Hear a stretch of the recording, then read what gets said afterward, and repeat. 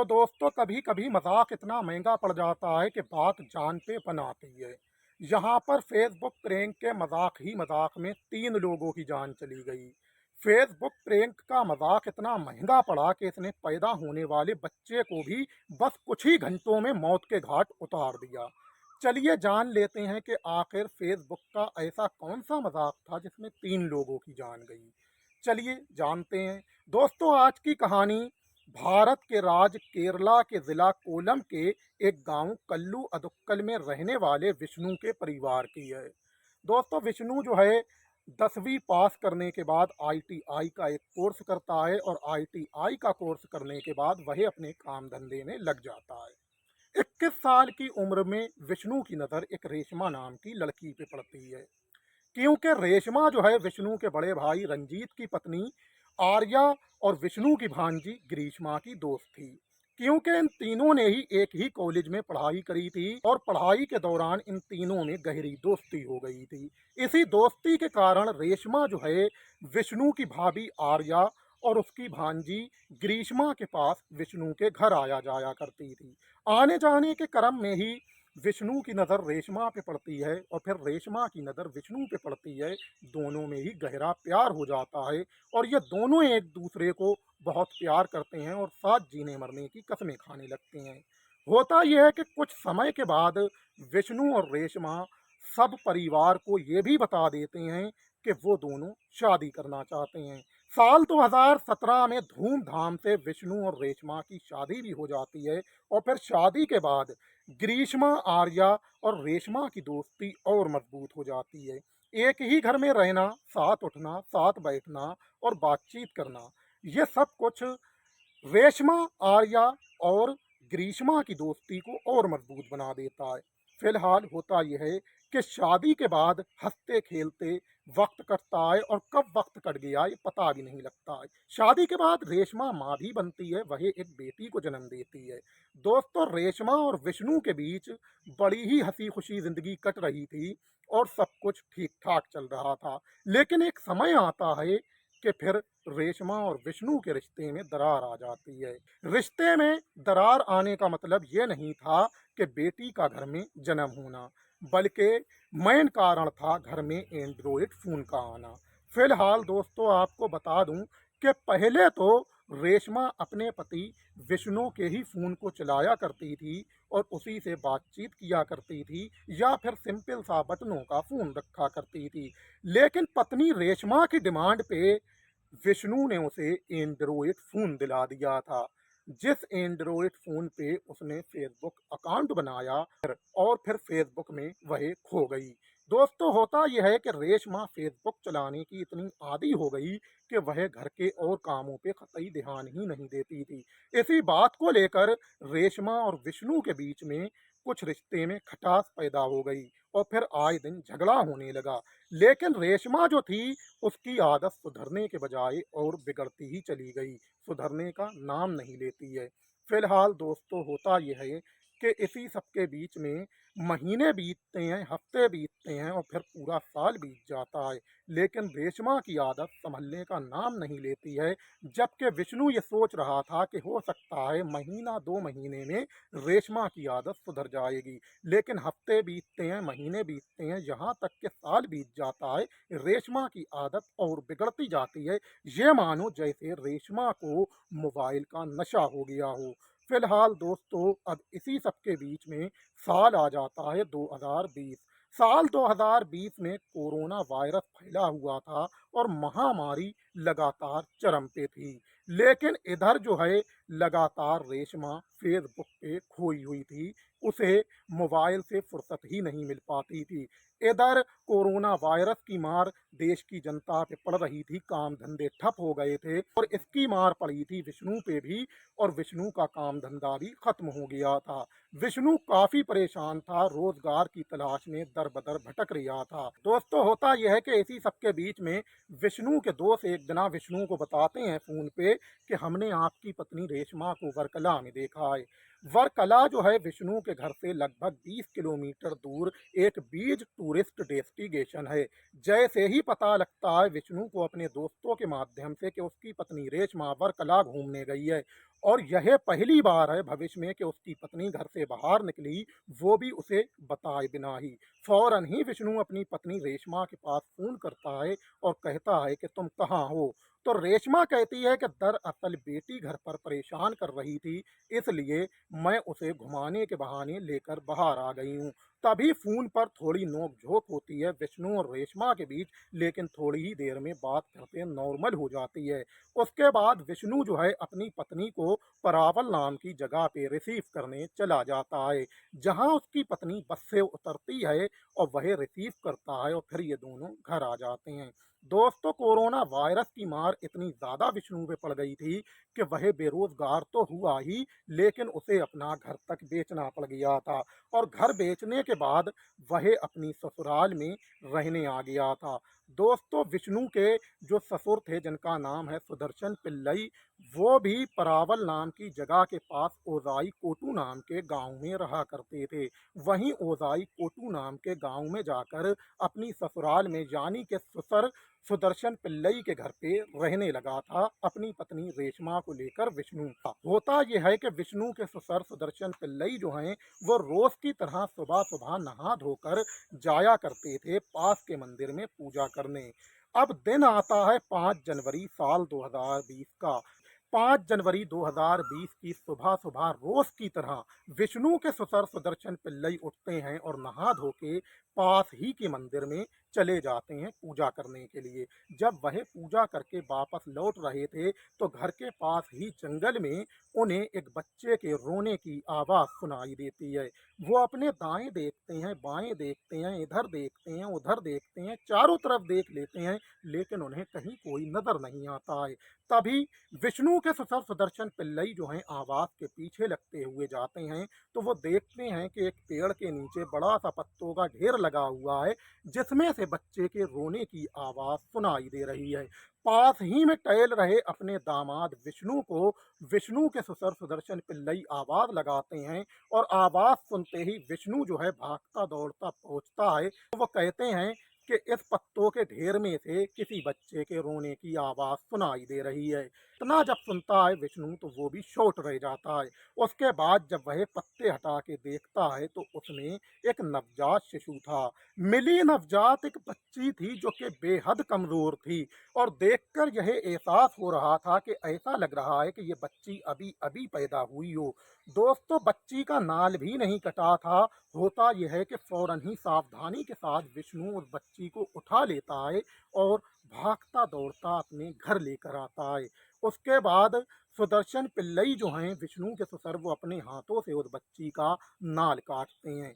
होता यह है कि मिली नवजात जो बच्ची थी वो बेहद कमज़ोर तो थी, लेकिन लावारिस की हालत में पड़े होने की वजह से उसकी तबीयत और बिगड़ती जा रही थी। इसके बाद विष्णु जो है पास के ही तिरुवनंतपुरम के श्री अविंटम अनुरल हॉस्पिटल लेकर उस बच्ची को पहुंचता है। हॉस्पिटल में भर्ती कराता है। उसके बाद वह पुलिस को भी सूचना दे देता है, जिसके बाद होता यह हैगा कि पुलिस भी पहुंचती है और डॉक्टर ट्रीटमेंट कर ही रहे होते हैं, लेकिन कुछ ही घंटों में बच्ची दम तोड़ देती है और वह मर जाती है। अब मिली जो नवजात बच्ची थी, पुलिस ये सोच में पड़ गई थी कि बच्ची तो मर गई है, लेकिन इस बच्ची के साथ इतनी क्रूरता किसने की है। फिलहाल पुलिस जो है कातिल का पता लगाने में लग जाती है, लेकिन कहीं से भी पुलिस को कोई सुराग नहीं मिलता है। अब पुलिस कहती है कि बेटी होने के कारण या तो किसी औरत आदमी ने ये बच्ची मरने के लिए फेंक दी, या फिर किसी नौजवान लड़का लड़की ने अपनी झूठी इज्जत बचाने के लिए इस लड़की को फेंक दिया है। पुलिस का कहना था कि हो सकता है नौजवान लड़का लड़की के फिजिकल रिलेशन से ये बच्ची हो गई हो, जिसके बाद उन्होंने अपनी झूठी इज्जत बचाने के लिए इस लड़की को मरने के लिए दुनिया की नज़रों से बचाकर फेंक दिया हो। फिलहाल पुलिस जो है गांव में जांच पड़ताल करती है और कहती है कि किसी बाहरी इंसान को आते जाते तो किसी ने नहीं देखा, लेकिन पूरा गांव पुलिस को यही बताता है कि किसी ने किसी भी बाहरी आदमी को गांव में आते जाते नहीं देखा है। उसके बाद कुछ पत्रकार भी वहां पर आ जाते हैं और वह भी लोगों का इंटरव्यू लेते हैं और पुलिस से भी बातचीत करते हैं। दोस्तों, इसी सबके बीच में सुदर्शन पिल्लई और उनकी बेटी रेशमा और उनका दामाद विष्णु भी मीडिया के सामने आता है और ये भी स्टेटमेंट देते हैं। मीडिया को स्टेटमेंट देने वाली उतने वक्त रेशमा भी थी। रेशमा ने कहा था कि ये बच्चा जो है उन्हीं के पिता और उन्हीं के पति विष्णु को मिला है और उन्हीं ने इस बच्चे को सावधानी से उठाते हुए हॉस्पिटल तक पहुंचाया था। सभी लोग उनकी तारीफ कर रहे थे और जिम्मेदार नागरिक होने की उन्हें इज्जत दे रहे थे। अब होता यह हैगा कि पुलिस हर तरह से जांच कर लेती है, लेकिन पुलिस को जब कहीं से कोई सबूत नहीं मिलता है और ना कोई सुराग लगता है तो पुलिस परेशान हो जाती है। उसके बाद उस बच्ची का डीएनए सैंपल ले लेती है और फिर पूरे के पूरे गांव के लड़का लड़की औरत आदमियों का डीएनए सैंपल लेती है और मैच करना शुरू करती है। दोस्तों, डीएनए सैंपल जब पूरे गांव के लिए गए थे तो वहीं पर विष्णु का भी लिया गया था डीएनए सैंपल और उसकी पत्नी रेशमा का भी लिया गया था। सभी के डीएनए सैंपल लेकर पुलिस ने जांच के लिए भेज दिए थे। अब अमूमन रिपोर्ट आने में डीएनए की बहुत टाइम लगता है। इधर जो है रेशमा रोज की तरह मोबाइल फोन में खोई हुई थी और झगड़ा भी विष्णु से चल रहा था। फिलहाल इधर कोरोना वायरस की महामारी लगातार अपना असर दिखा रही थी और विष्णु बेरोजगार हो गया था कोरोना वायरस की मार से। लगातार वह रोजगार की तलाश में था। अब वह विदेश जाने का फैसला कर लेता है। होता यह है कि किस्मत से उसे फरवरी 2020 में विदेश जाने का मौका मिल जाता है और वह अबू धाबी चला जाता है। अबू धाबी जाने से पहले एक दिन तोड़ दिया था विष्णु ने अपनी पत्नी रेशमा का फोन, लेकिन अबू धाबी जाने से पहले उसने अपनी पत्नी रेशमा को नया फोन एंड्रॉयड दिला भी दिया था। फिलहाल वह चला गया था दुबई, अबू धाबी में काम कर रहा था। इधर 5 महीने के बाद आती हैं डीएनए रिपोर्टें, क्योंकि पुलिस भी लंबे समय से डीएनए रिपोर्टें आने का इंतजार कर रही थी। जब 5 महीने बाद जुलाई में रिपोर्टें आती हैं तो रिपोर्टों में ये खुलासा होता है कि इस बच्चे का डीएनए मैच हुआ है एक कपल से, जिसमें इसके पिता का नाम है विष्णु और मां का नाम रेशमा है। फिलहाल पुलिस की एक टीम जो है भागती दौड़ती सुदर्शन पिल्लई के घर आती है और वो कहती है सुदर्शन पिल्लई से कि आपकी बेटी रेशमा और दामाद विष्णु से इस बच्ची का डीएनए मैच हो रहा है। तभी होता यह हैगा कि पूरे गांव के लोग हंसने लगते हैं और पुलिस से कहते हैं कि रेशमा तो उस वक्त आपके सामने ही खड़ी थी और वह पत्रकारों से बात कर रही थी। उसने पत्रकारों को इंटरव्यू भी दिया था कि उसके पिता और उसके पति को ही ये बच्ची मिली है जंगल में और उन्होंने एक जिम्मेदार नागरिक होने के कारण इस बच्ची को उठाया और हॉस्पिटल तक पहुंचाया। यहाँ तक कि सुदर्शन पिल्लई ने उस बच्ची का नाल भी अपने हाथों से काटा था। इसके अलावा पुलिस के सामने रेशमा खड़ी हुई थी। पब्लिक भी बयान दे रही थी गांव की और वहीं रेशमा की मां भी कह रही थी कि उनकी बेटी की तो सिर्फ एक बेटी है जो अब 3 साल की हो चली है। इसके बाद उनकी बेटी रेशमा कभी प्रेग्नेंट हुई नहीं है, क्योंकि पिछले कई महीनों से वो उनके पास घर पर ही रह रही है। अगर उनकी बेटी प्रेग्नेंट हुई होती तो उन्हें पता होता, लेकिन अगर उनकी बेटी के ये बच्चा हुआ भी है तो उसे फेंकने की क्या ज़रूरत थी? वो तो शादीशुदा थी, वो तो इस बच्ची को रख लेती। लेकिन उनकी बेटी प्रेग्नेंट थी ही नहीं। इस तरह के बयान देती है पब्लिक और रेशमा की माँ भी। पुलिस को अभी ये लगता है कि वाकई रेशमा एक एक बात सच कह रही है, पब्लिक भी एक एक बात गांव की सच कह रही है और रेशमा की माँ भी एक एक बात सच कह रही हैं। फिलहाल पुलिस कहती है कि एक बार जांच फिर से की जाए, हो सकता है जांच में कहीं कुछ चूक हुई हो। जांच फिर होती है, रिजल्ट फिर वही आता है। अब तो पुलिस को भी ये लगता है कि कुछ तो दाल में काला है। 22 जुलाई साल 2021 को भागती दौड़ती पुलिस की एक टीम आती है और फिर वो रेशमा को गिरफ्तार कर लेती है और अपनी कस्टडी में ले लेती है। उसके बाद पूछताछ शुरू हो जाती है रेशमा से, लेकिन रेशमा पहले तो पुलिस को अपनी बातों में घुमाने की कोशिश करती है। लेकिन पुलिस को भी ये लगता है कि पुलिस जो भी सवाल कर रही है और रेशमा सवालों के जो भी जवाब दे रही है, यानी कि रेशमा जो कुछ भी सच्चाई बता रही है, इस सच्चाई के पीछे अभी असल सच्चाई कुछ छुपी हुई है। पुलिस को जब शक होता है तो पुलिस कुछ सख्ती दिखाती है और सख्ती से जब पूछताछ करती है तो रेशमा टूट जाती है और फिर वह बताती है कि उसने एंड्रॉयड फ़ोन हाथ में आने के बाद फेसबुक पे एक अकाउंट बनाया था। जिस फेसबुक पे 1.5 साल पहले उसे आनंदू नाम का एक लड़का मिला था, जिससे उसकी बातचीत हो रही थी फेसबुक के ज़रिए। और बातचीत में आनंदू भी उसे बहुत प्यार किया करता था और रेशमा को भी आनंदू से बहुत गहरा प्यार हो गया था। रेशमा जो है लगातार आनंदू से चैट होती थी फेसबुक पे और आनंदू भी रेशमा से चैट हुआ करता था। एक दिन आनंदू कहता है कि रेशमा, मैं तुमसे बहुत प्यार करता हूँ, मैं तुमसे शादी करना चाहता हूँ। लेकिन रेशमा कहती है कि मैं तो पहले से ही शादीशुदा हूँ। फिलहाल वो यह नहीं बताती है कि मेरी एक बेटी भी है। लेकिन आनंदू कहता है कि मैं तुम्हें शादीशुदा भी स्वीकार कर लूँगा। फिलहाल मुझे आपसे बहुत प्यार है, आपसे मैं शादी करना चाहता हूँ। इस तरीके की बातचीत काफ़ी लंबे समय से चल रही थी फेसबुक अकाउंट पे रेशमा और आनंदू के बीच में। लिहाजा होता यह है कि एक दिन रेशमा जो है आनंदू को बता देती है कि मैं तो प्रेग्नेंट हो गई हूँ और प्रेगनेंसी में चल रही हूँ। लेकिन आनंदू उधर से कहता है कि रेशमा, मैं तुम्हें शादीशुदा तो कबूल कर सकता हूँ, लेकिन एक बच्चे की माँ तुम्हें कबूल नहीं करूँगा। इसलिए ये बच्चा पैदा होते ही तुम मार देना, उसके बाद मैं तुमसे शादी कर लूँगा। अब रेशमा जो है आनंदू के बताए तरीके पे चलने लगती है और ढीले ढाले कपड़े पहना करती थी और अपनी प्रेगनेंसी किसी को महसूस नहीं होने देती थी। वह डम्मी कटिंग बेल्ट भी पेट पर लगाए रखती थी ताकि उभरा पेट उसका किसी को भी नजर ही ना आए। लिहाजा होता यह है कि इसी सब के बीच में वक्त बीतता जाता है और 5 जनवरी साल 2020 को जैसे ही वह बच्चे को सुबह सुबह सहार में जन्म देती है, तो जन्म होते ही बच्चे का वह पीछे वाले गेट से घर के निकल जाती है और जनाब बच्चे को पत्तों के ढेर में दबा आती है, ये सोचकर कि यह बच्चा यहीं मर जाएगा और फिर यहीं गल सड़कर खत्म हो जाएगा। उसके बाद रेशमा सोचती है कि मैं आनंदू से शादी कर लूंगी। लिहाजा उधर से वापस जब आते हैं पूजा करके सुदर्शन पिल्लई रेशमा के पिता, तो उन्हें ये बच्चा मिल जाता है। उसके बाद पुलिस जो है फौरन ही रेशमा को तो गिरफ्तार करती ही है। जब जुर्म कबूल करती है रेशमा और जैसे ही रेशमा की गिरफ्तारी की खबर अबू धाबी में उसके पति को मिलती है विष्णु को, तो विष्णु भी अबू धाबी से फौरन भारत के केरला के लिए रवाना हो जाता है। इधर रेशमा जो है कबूल करती है कि आनंदू नाम के लड़के से वह बात करती थी और एक दिना बेटी को घुमाने के बहाने वह आनंदू से मिलने भी गई थी, लेकिन आनंदू मिल नहीं पाया था, कोई काम उस दिना उसे लग गया था। अब पुलिस जो है फौरन ही आनंदू का फेसबुक अकाउंट खंगालना शुरू कर देती है।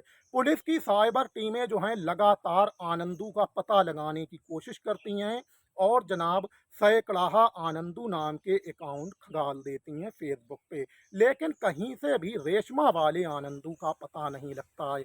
अब पुलिस कहती है कि हो सकता है रेशमा के उसी फ़ोन से रेशमा वाले आनंदू का पता लग जाए। जब पुलिस पता करती है कि रेशमा का फ़ोन कहाँ है, तो पता लगता है कि रेशमा का फ़ोन उसकी जेठानी, जिसका नाम है आर्या, और ग्रीष्मा भांजी चला रही हैं।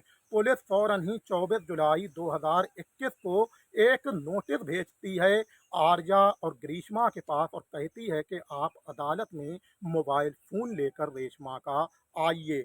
जिसके बाद होता ये है कि 24 जुलाई 2021 की दोपहर को एकदम अचानक से आर्या लापता और गायब हो जाती है। थोड़ी देर बाद पता लगता है कि आर्या के साथ साथ ग्रीष्मा भी लापता है।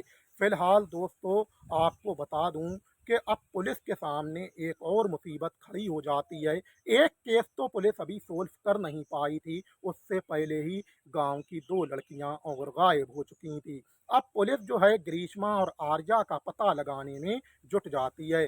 तभी सीसीटीवी कैमरे खंगाले जाते हैं, तो एक सीसीटीवी कैमरे में ग्रीष्मा और आर्या साथ साथ जाती हुई दिखाई देती हैं। फिलहाल पुलिस लगातार जांच पड़ताल में लगी हुई थी। अगले दिन यानी कि 25 जुलाई 2021 को पता लगता है कि पास ही की एकता करी नदी में 2 लाशें महिलाओं की पड़ी हुई हैं। पुलिस पहुंचती है और जब देखती है एकती करा नदी में, तो वाकई 2 लाशें पड़ी हुई थी। लाशों को निकलवा लिया जाता है और ग्रीष्मा आर्या के जब परिवार वालों को दिखाया जाता है, तो वो ये पुष्टि कर देते हैं कि ये दोनों ही लाशें आर्या और ग्रीष्मा की ही हैं। पहचान होती है 23 वर्षीय आर्या और 19 वर्षीय ग्रीष्मा के रूप में। उसके बाद पुलिस जो है पोस्टमार्टम के लिए भेज देती है दोनों ही डेड बॉडियों को, और पुलिस कहती है कि आखिर इन दोनों ने क्यों अपनी आत्महत्या कर ली। पुलिस ने तो इन्हें नोटिस जारी करा था खाली रेशमा का मोबाइल लेने के लिए। आखिर ऐसी क्या बात हो गई कि ग्रीष्मा और आर्या ने भी अपनी हत्या कर ली। पोस्टमार्टम रिपोर्टें जब आईं तो रिपोर्टों में यह दिखाया गया कि इन दोनों की हत्या सिर्फ और सिर्फ डूब के हुई है पानी में। इन्हें किसी ने मारा नहीं है और ना ही इन्हें किसी ने टॉर्चर किया है, क्योंकि वहां उनकी बॉडी पर कोई भी सेक्सुअल प्रिंट नहीं पाया गया था और ना ही कोई मारतोड़ का प्रिंट पाया गया था, ना ही कोई टॉर्चर करने का प्रिंट बॉडी पे पाया गया था। लिहाजा पोस्टमार्टम रिपोर्टों ने यही क्लियर किया था कि इन दोनों ने एक टीकरा नदी में डूबकर ही अपनी जान दे दी है। उसके बाद पुलिस जो है जांच पड़ताल में लगती है कि आखिर इन दोनों ने अपनी हत्या क्यों कर ली। पुलिस जो है जांच शुरू करती है ग्रीष्मा और आर्या के घर से ही। तभी रेशमा की मां और विष्णु की सास बताती हैं पुलिस को कि दरअसल आर्या और ग्रीष्मा ने फेसबुक पे एक आनंदू नाम का अकाउंट बनाया था, जिस अकाउंट के जरिए वह फेसबुक पर ग्रीष्मा का बताती हैं कि ग्रीष्मा अपनी मामी रेशमा से आनंदू बनकर लंबे समय से मजाक कर रही थी। साथ ही साथ आर्या भी ग्रीष्मा के साथ आनंदू बनकर रेशमा से फेसबुक पर मजाक कर रही थी।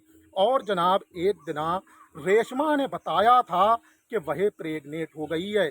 प्यार भरी बातें इन दोनों के बीच चल रही थी, लिहाजा आनंदू समझ रही थी रेशमा ग्रीष्मा और आर्या को, जबकि ग्रीष्मा रेशमा की ही भांजी थी और आर्या जो थी वो जेठानी थी किसकी, रेशमा की।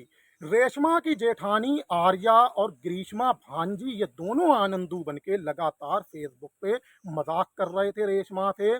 और जनाब एक दिना आनंदू बनके ग्रीष्मा और आर्या ने ही कहा था कि हम तुमसे शादी करना चाहते हैं। लिहाजा बताया था रेशमा ने एक दिना आर्या और ग्रीष्मा को, जो आनंदू बनी हुई थी इन्हें, कि मैं तो प्रेग्नेंट हो गई हूँ। तभी ग्रीष्मा और आर्या ने कहा था कि हम तुम्हें कबूल कर सकते हैं, लेकिन फिलहाल आप इस बच्चे को पैदा होते ही मार देना। लिहाजा जब ये पुलिस को पता लगता है तो पुलिस समझ लेती है कि जनाब इसीलिए इन दोनों ने अपनी जान दे दी है एक टीकरा नदी में डूबकर। और फिर एक लेटर पेड भी मिला था पुलिस को आर्या और ग्रीष्मा के घर से, जिस लेटर पेड में लिखा हुआ था कि हम ये नहीं चाहते हैं कि किसी बच्चे का कातिल हमें ठहराया जाए। इसके बाद ये क्लियर हो गया कि आनंदू बनी ग्रीष्मा और आर्या ने ही फेसबुक पर रेशमा से मजाक किया और उसे बच्चे को मारने की सलाह दी थी। जिसके बाद ग्रीष्मा और आर्या के बताए तरीके पे चलते हुए रेशमा ने 5 जनवरी 2020 को जैसे ही बच्चे का जन्म हुआ वैसे ही उसे सुबह सुबह पास के जंगल में पत्तों के नीचे मरने के लिए दबा दिया था। दोस्तों आपको बता दें कि अब आप लोग ये सोच रहे होंगे कि आखिर एक प्रेग्नेंट महिला और 24 घंटे जिसके बीच में रह रही है अपने सास के बीच में, अपने परिवार के बीच में, परिवार वालों को भी उसकी प्रेगनेंसी का एहसास नहीं हुआ।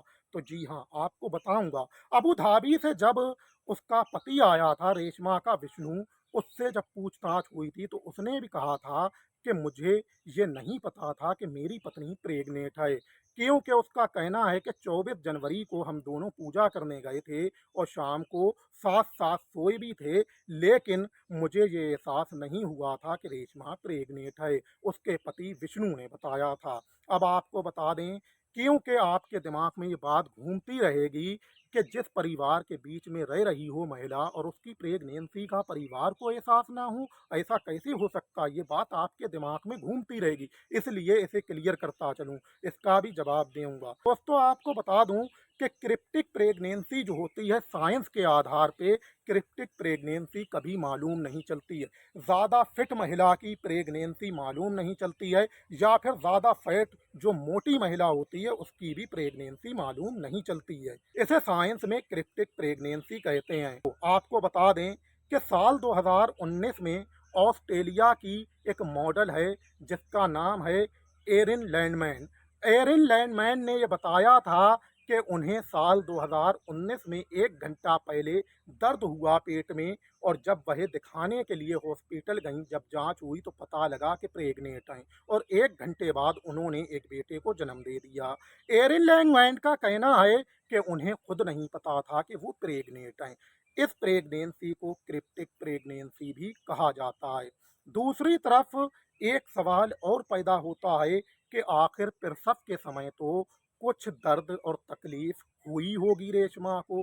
आखिर इतनी तकलीफ उसने कैसे महसूस कर ली और कैसे सहन कर ली। आपको बता दें कि हो सकता है कि रेशमा आनंदू के प्यार में खोई हुई थी, और आनंदू को हासिल करने के लिए उसने उसके प्यार में इतना ज़्यादा अपने आप को गुम कर दिया, उसने प्रसव की तकलीफ को भी महसूस नहीं किया, खुद ही बच्चे को जन्म दिया, और खुद ही वह बच्चे को घर के पास के जंगल में पत्तों के नीचे दबा आई, ये सोचकर कि ये बच्चा मर जाएगा और फिर मैं आनंदू से शादी कर लूँगी। दोस्तों, आपको बता दूं कि जब आनंदू बनी ग्रीष्मा और आर्या ने फेसबुक अकाउंट के ज़रिए रेशमा से ये कहा था कि आपका बच्चा जैसे ही पैदा हो, आप बच्चे को पैदा होते ही मार देना, उसके बाद हम तुमसे शादी कर लेंगे।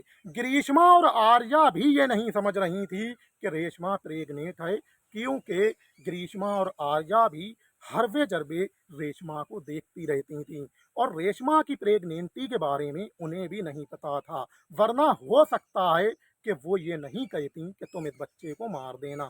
फिलहाल इस तरह से इसमें जान चली गई किसकी, 3 लोगों की। एक तो वो बच्चा मरा, और फिर दूसरी तरफ ग्रीष्मा और आर्या ने भी एक टीकरा नदी में जान दे दी डूबकर, सिर्फ इस डर से कहीं इस बच्चे के कत्ल का इल्ज़ाम उनके सर पे ना आ जाए। दोस्तों, कभी कभी मजाक इतना महंगा पड़ जाता है कि अगर मैं ये कहूँ कि मजाक किसी से करो ही ना तो कोई गलत नहीं होगा। लिहाजा मजाक पहले तो करो मती, और अगर करो तो उसे बर्दाश्त करने की दम रखो। फिलहाल सच्ची घटनाओं की कहानियाँ मैं जो लेकर आता हूँ आप लोगों के सामने, वो इस मकसद से लेके आता हूँ कि आप लोग गुलजार खान यूट्यूब चैनल के माध्यम से सच्ची घटनाओं की कहानियाँ सुनो, और फिर जागरूक हो जाओ और होशियार हो जाओ। मेरी कहानी का मकसद किसी की भावना को ठेस पहुंचाना या दुख पहुंचाना नहीं है, बल्कि अपने देश की जनता को जागरूक और होशियार करना है। और मैं अपील करता हूं अपने देश की जनता से कि गुलजार खान यूट्यूब चैनल के माध्यम से सच्ची घटनाओं की कहानियां सुनो, और फिर क्राइम से 2 कदम दूर रहो। पढ़ो लिखो, अच्छे इंसान बनो, इंजीनियर बनो, डॉक्टर बनो, साइंटिस्ट बनो, और साइंटिस्ट बन के अपने प्यारे देश भारत के लिए अच्छी अच्छी मिसाइलें बनाओ, अच्छे अच्छे फाइटर जेट बनाओ, अच्छे अच्छे डिफेंस सिस्टम बनाओ, जिससे कि हमारा प्यारा देश भारत आगे चल के चीन जैसे खतरनाक दुश्मन का सामना कर सके। यही गुलजार खान यूट्यूब चैनल के माध्यम से सच्ची घटनाओं कहानियां सुनाने का मकसद है, और यही गुलजार खान यूट्यूब चैनल की देश के नौजवानों को हिदायत है, और यही गुलजार खान यूट्यूब चैनल की देश के नौजवानों को सीख। प्यारे दोस्तों, अगले ब्लॉग में बहुत जल्द ही मिलेंगे इंशाअल्लाह। जब तक के लिए हमें दीजिए इजाज़त। खुशामदीद।